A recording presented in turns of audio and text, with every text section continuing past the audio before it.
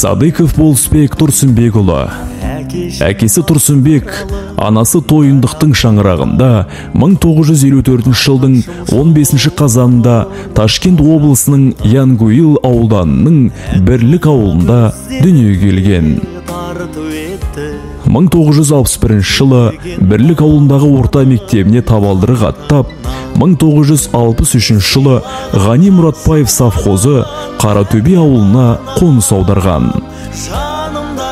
1972 жылы Қаныш Сәтбаев атындағы орта мектепті тәмамдап, сол жылы Мақтаарал ауданында орналасқан техникумға агроном факультетіне түсіп, 1973 жылы агроном мамандығы бойынша техникумды аяқтаған.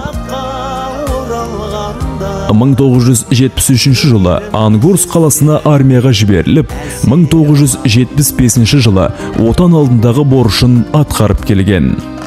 Арадан жылдар өтіп, ардақты анамыз Әлима Тәңірберген қызымен шаңырақ көтерген. Еңбек жолын 1976 жылы Өзбекстан Республикасы Жизак облысының Мырзашөл ауданында совхозда өз мамандығы бойынша агроном болып жұмыс атқарған. Осы мамандық бойынша ауыл шаруашылық басқармасы бөлімінің басшысы орынбасары қызметіне дейін жоғарылап, ауыл шаруашылығының дамуына үлес қосып, астықты өлкенің берекесін асыруға белсене атсалысты. Адал қызмет атқарған. 1999 жылы Қазақстан облысы Қызыласкер ауылына қоныс аударған. 1918 жылдың тамыз айында үлкен қажылық парызын орындап, қажы атанып келді.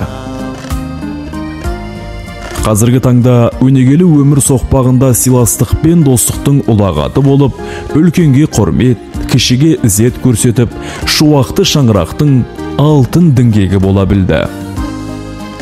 Әуелгі жемістері, бауыр етіп балалары, 2 ұл, 3 қызды тәрбиелеп, оқытып, ұлын ұяға, қызын қияға қондырып, ұл қыздарынан 20 немере көріп отыр.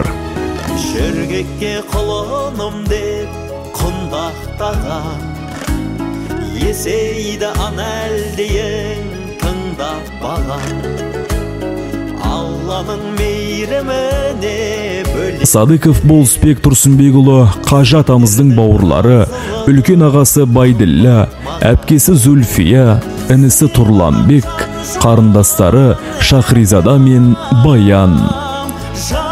Қазіргі таңда Садыковтар жанұясының ынтымақты, ауызбірлігі жарасқан, өмірлері ауылдастарға өнеге.